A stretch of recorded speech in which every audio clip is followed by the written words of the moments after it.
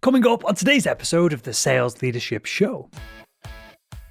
Yeah, so the biggest mistake I think sales leaders make is letting people start sending emails when they first start at a company, right? So if you have Sally's emails and you are getting, 15, 20% positive response rate or 15% positive response rate, and you're cold calling people and you're connecting 6% of the time, and 18% of those connects are turning into booked meetings, absolutely turn this podcast off and call Will and tell him what you're doing. So with regards to calls, we have to set benchmarks as to what good is with everything that we do. Otherwise, we don't know. So what is good with regards to benchmarks? And then, of course, what is good with regards to a cold call?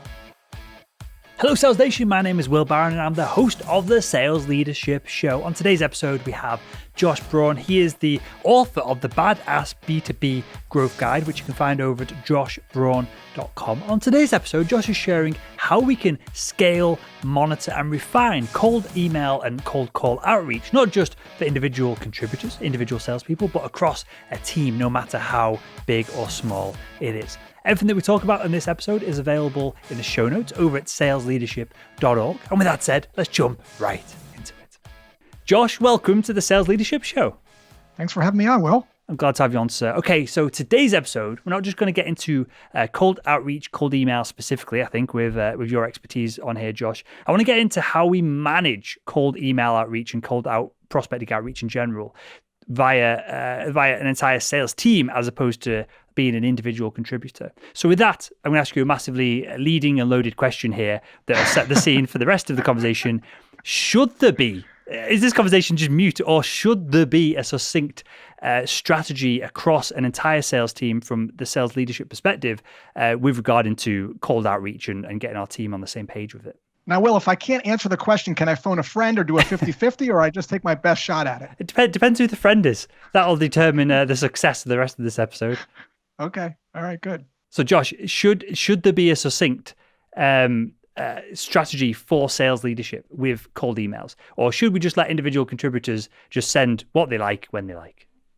Yeah, so the biggest mistake I think sales leaders make is letting people start sending emails when they first start at a company. And so what I recommend as step one of the strategy, and I do believe there should be a strategy, is to have salespeople interview customers. And the reason I'm saying that is that most salespeople have never done the job of the person that they're reaching out to.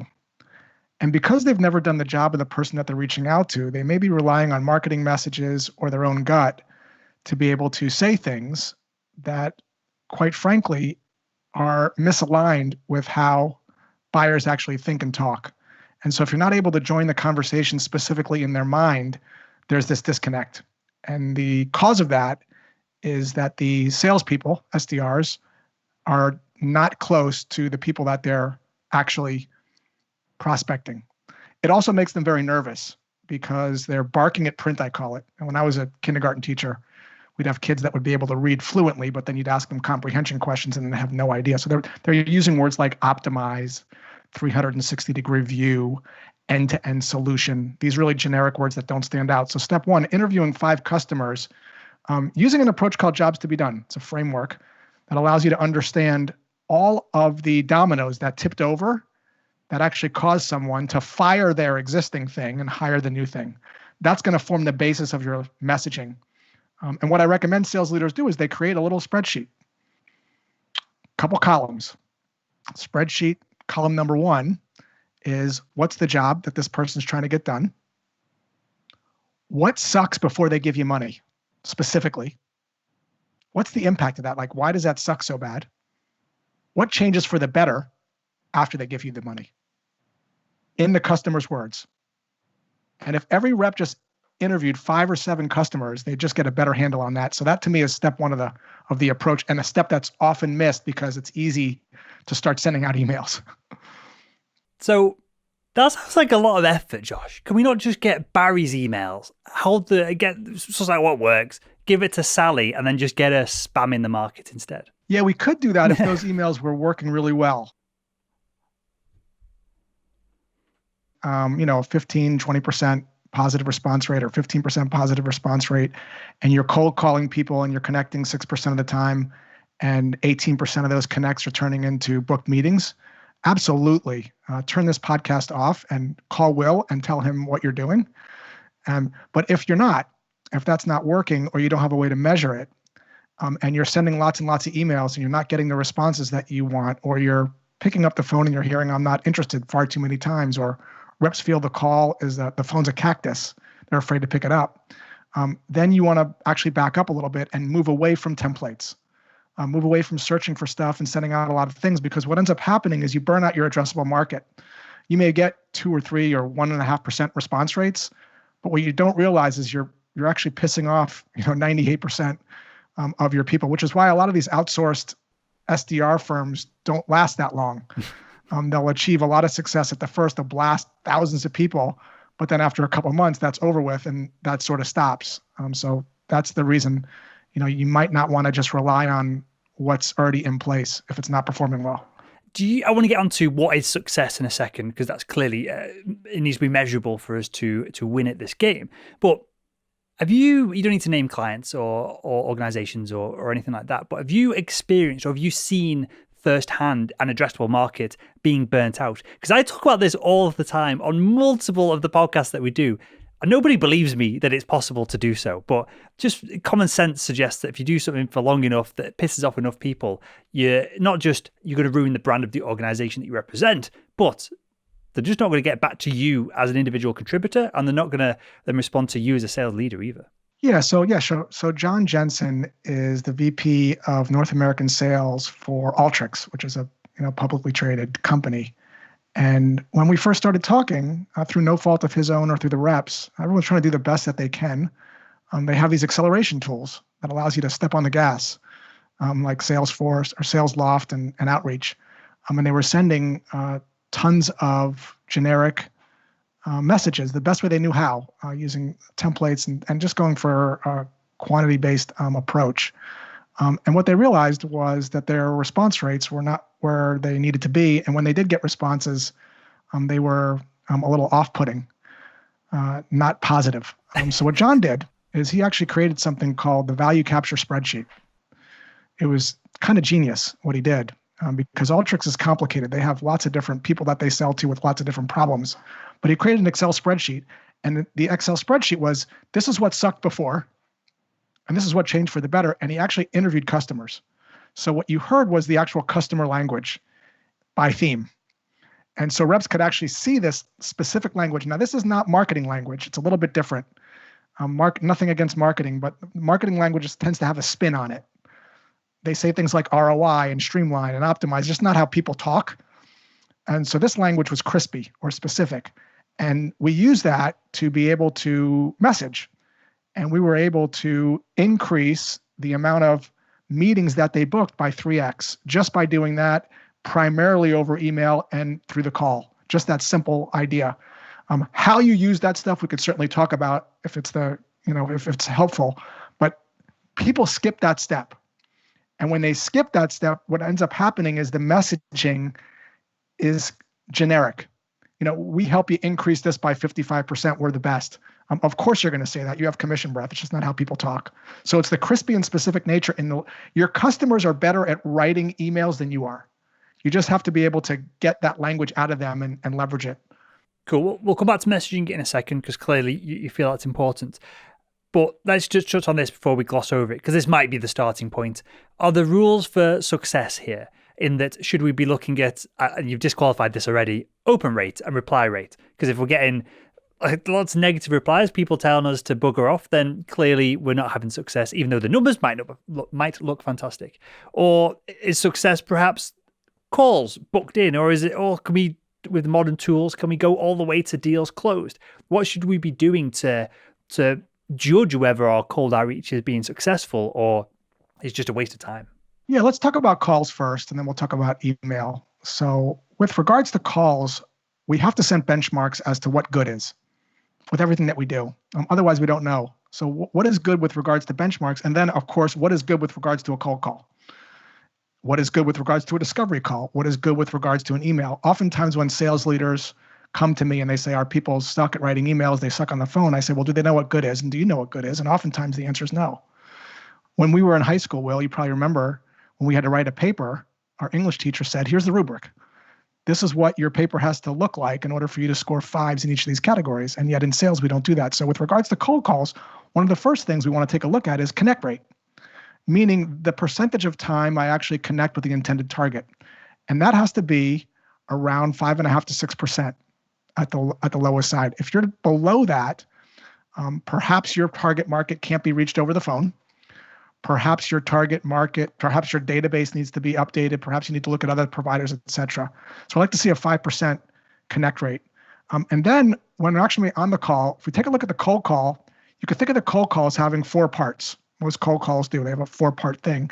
You can actually start to measure the drop off if you use dispositions between the opening, part 2, part 3, and part 4. So someone picks up the phone and they say hello, and you say, hey, Will, you're probably going to hate me because this is a cold call. Do you want to hang up or roll the dice? And what we want to see there, and there's 15,000 openers. Please don't write, Will, that opener sucked. We realize there's 20 openers. Whatever your opener is, you want to measure it. And 85% of the time, we want a neutral or positive reaction to that opening, like a funnel.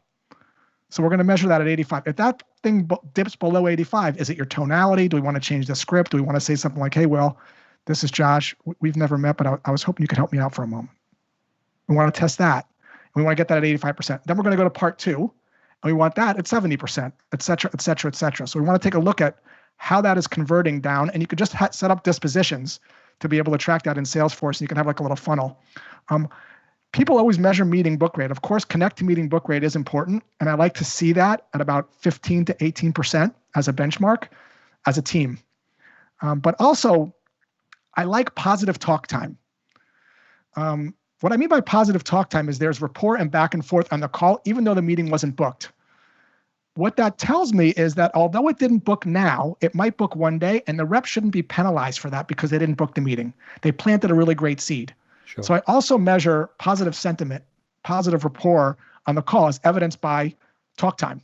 If the call went on for 5 or 6 minutes, it was positive. The rep was asking really great illumination questions, and the prospect was sharing a lot of information. They were telling a lot of truth. They just weren't ready to commit for whatever reason. I think the rep should get credit for that. So positive sentiment is another one I like to measure. Cool. So there's 3 things to go at here. Some of this is objective, but it'll be subjective for the audience in that it'll depend on how big their organization is, how many reps they have, who they're trying to reach. So when you say we're looking for 8% of XYZ, just as a rough guide here, because there'll be math to make things statistically significant, which we don't need to go into, is this 8% if we're experimenting on 100 calls, 1,000 calls, 7 calls? How many calls do we need to do to make a number at least somewhat valid? 100 connections. So 100 connections with the intended target. So the intended target is not a executive assistant. The intended target is not I hate this term, but everyone uses it, gatekeeper. 100 conversations with the people that you intended to call. And there's obviously technology out there that can accelerate that. Technology like Connect and Sell, and there's a bunch of them out there that can help you have more conversations per minute. But yeah, obviously not 3 calls. 100 is a really good benchmark to be able to start to get statistically significant data where you can actually start to test scripts and tonality. Sure. And this leads me also to... sometimes I've also seen sometimes people also, something else that I see a lot that might seem blatantly obvious is sometimes people are not strategic about the accounts that they select and the 4 or 5 people within those accounts that they select. And so they're not calling best fit. There's always a subset of accounts that are the best fit, and they're not calling the people that have this specific job. And so sometimes a low connect to conversion rate is great script, great messaging, wrong company, wrong person.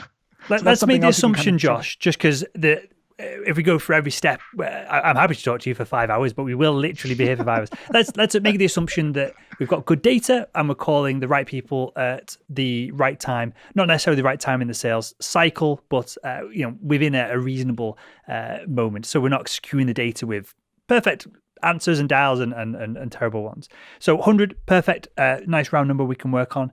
Now, this leads me on to the second thing I was going to query with you. Is that 100 people Is that 100 calls across the team, or is that 100 calls per individual? Yeah, so I want to be very clear. Not 100 calls, 100 connects, 100 sorry. connects. Yeah, Yeah, so connects. So I actually had the conversation. That would be for the team. sure.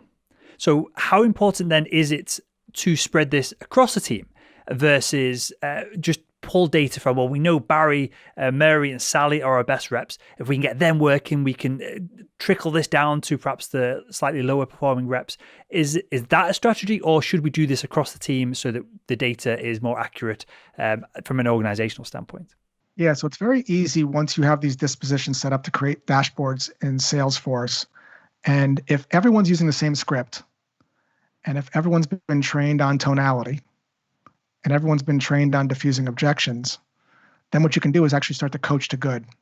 And so you spread this out across the whole team, and you can see individual connect to conversion rate statistics. And you can also see it for the team. And if Mary is converting at 19% or 22%, and everybody else is converting at 9%, well, we can now delve into that. Is it her tonality? Is she actually dialing more? Does she have better leads? Is she deviating off the script? If so, what is she doing differently so we can actually update it for the rest of the team? But you have to have those benchmarks and those scripts in place and absolutely distribute it throughout the whole team so you can actually coach people that are maybe not hitting the mark and give praise to people that are. Sure. And the final point on this before I let you loose, I feel like there's things you want to continue with, Josh. How much, clearly this depends on size of the organization, budget and other things, but how much belief do you put in self-reported data from someone to say, for example, this was a positive conversation, even though it was 6 minutes long, which is objective. How much data do you put on that versus using a tool like Gong or Chorus to use AI to calculate some of this for us? I love tools like Gong or Chorus. If you have them, use them. They're excellent tools for exactly what we're talking about. If you don't have them, you can either have people self-report it using dispositions, and then you can monitor the calls.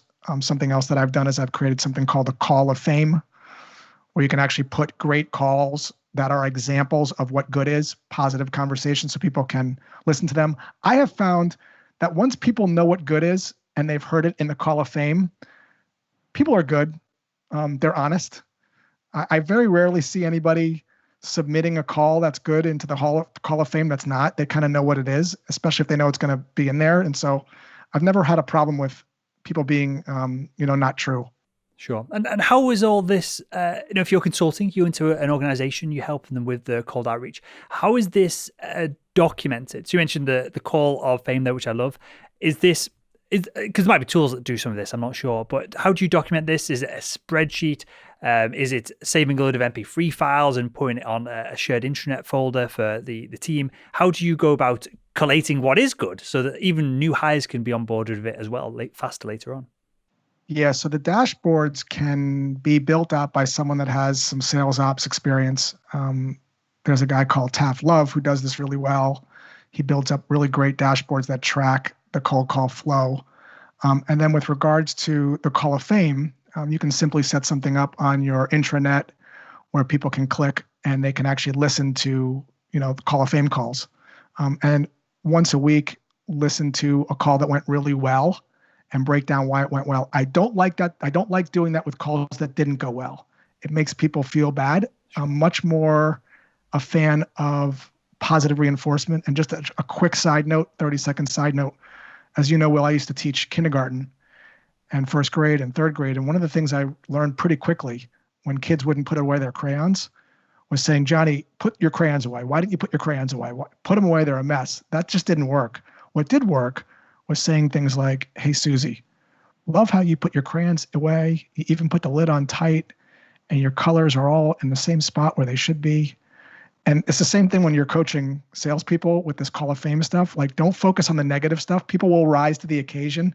I've been in these situations where people are ripping into reps and it's just it's not productive. Sorry, that was a little sidebar. Sure. And to double down on this, I'll put this book in the show notes. It's called Don't Shoot the Dog or Don't Shoot the Trainer. I'll put it in the show notes. It's a dog training book, but then it applies and uses behavioral psychology to apply all of that to humans, how to, like the laws of influence and how that relates to dogs and how it can be translated to humans and how it can be translated to business and elsewhere as well. It's an amazing read, and it's all about Is as you it described positive reinforcement? It's like it's based on positive it's reinforcement, all or is positive reinforcement. Yeah, it's all as you described there. If a dog is chewing your shoelaces, put a toy in front of it and make the toy more interesting than the shoelaces, so it plays with the toy, as opposed to telling it off for chewing the shoelaces, because it doesn't really know what it's being told off for, because it doesn't understand English. But it knows that it wants to play with the toy. So you redirect its attention towards that. And eventually it will know to play with the toy because it makes you happy as opposed to chewing your shoelaces. That's just one example. But then it translates that into how you can do that with humans. It uses anecdotes of getting people to wash the dishes and all kinds of stuff. It's definitely a recommended read from me. This is why Will has a toy car on his desk. If you guys are watching this, just to reinforce that in. Well, with that, Josh, I feel like I'm interrupting you slightly here and holding you back. Which is because I want to clarify things. I think more senior sales leaders would have been able to rattle through this quicker, but I'm trying to suck as much from you as possibly from my own experience. So with that said, we are doing customer interviews up front. We're getting even like a little bit of a database going of customer language, the messaging that they want to be communicated via. We can talk in a way that they are going to absorb it and appreciate it without having an extra layer of translation of marketing bullshit. I think you put it more politely than that earlier on. We're then going to do multiple tests with different parts of messaging, with different elements of messaging, and then we're going to use 100 pickups at least so that we've got statistically significant data. What do we do from there? Let's assume that we've got onto something's working. What do we do then? Do we double down on this and just smash the marketplace, or do we need to roll this out gradually in case we've got, I guess it's an anomaly? Yeah, so I always like to have a SEAL team in every organization that's always and it's a small group, 3 or 4 people. Google does this well. They have these little labs where they're doing these experiments, and their purpose is always to start trying new stuff rapidly. So 2-week experiments. We want to try some things that are different phraseology on calls. We want to maybe try using visual images in cold emails.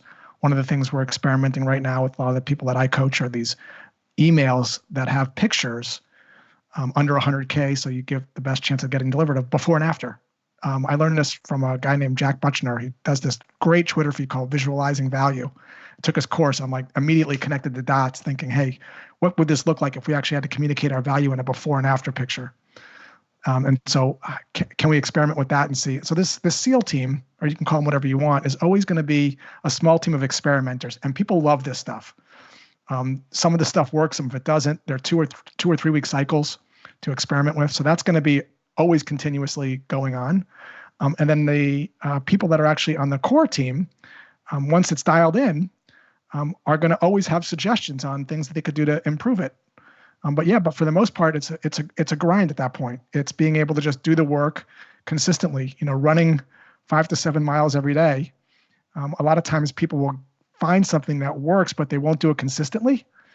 And it's the consistency that's going to actually deliver the outcome. The sporadic stopping and starting, you just don't get into a flow state.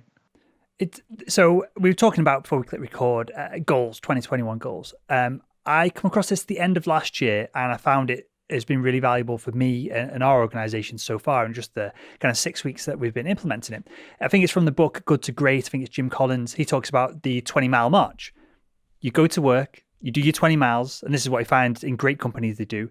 They're not necessarily sprinting all of the time. They just do 20 miles, they go home. Next day, 20 miles, go home, 20 miles, go home. Is that how we should be framing this up in our mind, of that's what success is over not just 6 months, but 10 years, 20 years? You said it much better than I could have. I'll give you a quick story. A few years ago, I took a master's swim class. Master's is a nice way of saying swim class for old people like myself. And the class started at 6 o'clock in the morning, which is pretty early. And day one, there was like 30 people in the class. It was a 30-day program. And by the end, there were 12 of us. And this is the same thing that you've probably experienced when you were in college. First year, first semester, lecture hall's packed. And by the end, it sort of dwindles down. So this idea of being consistent every day, being good every day, a little bit good every day makes you great over the long term, but the consistency is really hard for people because of shiny object syndrome. It's how you finish an Ironman race. It's how you accomplish anything great. I 100% subscribe to that. Same thing with the stock market. People want to trade Bitcoin and do all these things, fine, but like listen to Warren Buffett. It's a slow, methodical, consistent approach. So I know Warren Buffett. I'll put it in the show notes. He's got a quote, and it's something like at 50 or 60, he was only worth like 5% of what he's worth now. He wasn't that wealthy. It's only that compounding interest over 60 years that's made him financially made him who he is, I guess. I mean, look, it's the same thing with what you do, Will. Like you're a great example of this, right? The consistency and the quality of your content and your podcast and your curriculum. It's not like you're doing one podcast or one lesson. It's a consistent approach that you do that you just do, as like you brush your teeth. And this kind of gets back to building tiny habits, where the habits that you build is just what you do. And ultimately, those are the things that allow you to achieve your goal. And the journey is the fun part. I often find that when I cross the finish line of an Ironman race or I've hit some revenue goal, it feels good for a little bit, but then that's over. But the journey, when you have the habits, that's a lifetime. And I'm sure you get a tremendous amount of fulfillment out of this habit you've created for yourself of these podcasts. If I'm being honest, I don't know about fulfillment, but I know, and I was talking about this with a VP over at HubSpot the other day, this idea of, I don't know who came up with this. It might have been Jim Collins again. The marketing flywheel of you add enough inertia to something and eventually you can take your foot off the gas a little bit and it spins down so slowly that then you can put your foot back on and no one's even skipped a beat. So I'm happy to get my head down with the podcast. Fulfillment levels, high, low, it's irrelevant because I know, for example, I'm getting a dog next week that I can then take my foot off the podcast just slightly. And I've got so many kind of wrapped up in the bag that everything keeps ticking over and the world doesn't end. And I find when they do have, and I've been there, Josh, this is literally me that kind of 6-7 years ago. Shiny object syndrome is very real, especially when you are, you could be doing this or you could be doing that. And people talk about video messages on LinkedIn are hot right now. And then there's audio message on LinkedIn, social selling, cold email, cold calling, warm calling, whatever it is. Once we find something that works and we get that flywheel going, that then it gives us the opportunity to try other things because as we try, the flywheel's still spinning and the greatest companies build multiple flywheels so that one eventually does fail. You've got another to sustain revenue and keep you going over the longer term, right? Could not agree more. I mean, I get people all the time that tell me, how did you get so much reach on LinkedIn and so much engagement? I wrote a post and nothing happened. I'm like, yeah, you got to write more than a post and you got to do it for many months and sometimes many years. And it also has to be good and unique and you have to have a perspective. But I think in this era of shiny object syndrome and this era of speed and distraction, I mean, I have this when I'm trying to learn my guitar. I mean, I know the beginning of like 9 songs, the first 8 seconds. I can't focus, but focus is super important. And doing things that are boring and that are just part of your routine is what's going to get you there. So let me ask you this, and we can wrap up the show with this perhaps then, Josh. Let's say everything that we've described or you've taught us in this episode of the Sales Leadership Show has gone perfectly. And we've got this momentum and our cold emails or cold calls, we've got the structure, it's all working perfectly. We've got SEAL Team 6 working in the background, reinventing the wheel so that we can, we can put ourselves out of business with new inventions and new this and new that. Realistically, how often, you've had a much longer sales career and successful sales career than I have, especially in the leadership side of things, how often does something come along that does stop that flywheel dead? Is shiny object syndrome, what I'm asking here, is it actually a real phenomenon or is it something that we make up because we are unable to do that 20 miles march each day just from a lack of discipline? Yeah, this gets back to, we talked a little bit about this before we rolled the podcast. We were talking about goals and I think I was making the point that I don't, as I'm getting older especially, don't focus on them as much. I've done a tremendous amount of work on learning how to build habits. And there's a great book called Atomic Habits. There's a bunch of stuff BJ Fogg over at Stanford is doing on this. But you can actually program your brain to build habits. We won't get into it on this show. It's another source for a whole other thing, but you can read up on it. But if you can start to build habits for yourself through these methods, and it's something that you can do, you won't get as distracted, because it's like brushing teeth. Like, I don't ever get distracted when I brush my teeth.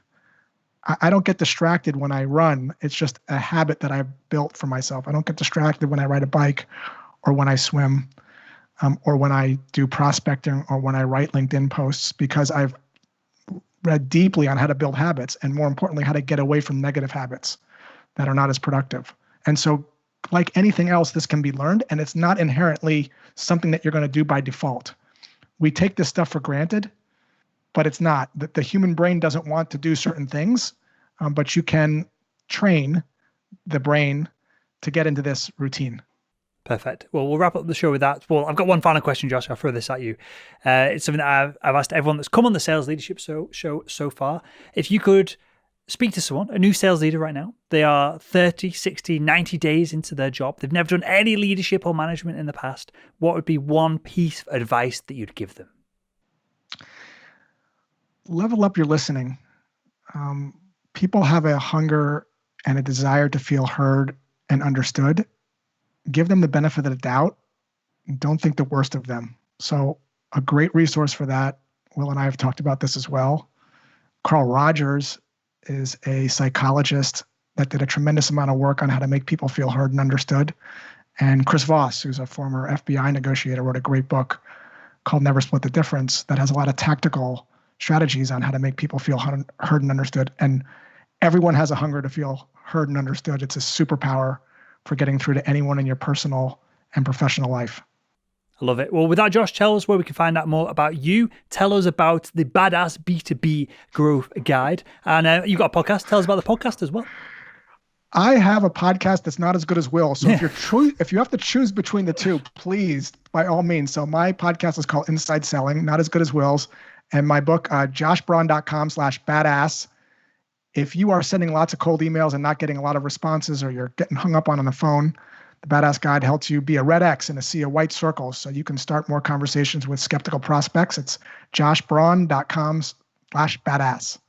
Amazing stuff. Well, I'll link to all of that in the show note to this episode over at salesleadership.org. And with that, Josh, you've come on the Sales and Podcast a bunch of times. This is your first appearance on the Sales Leadership Show. I want to thank you for the time you've shared with Sales Nation over the past few years. And I want to thank you again for joining us on the Sales Leadership Show. Honored to be on, Will. Thanks for having me.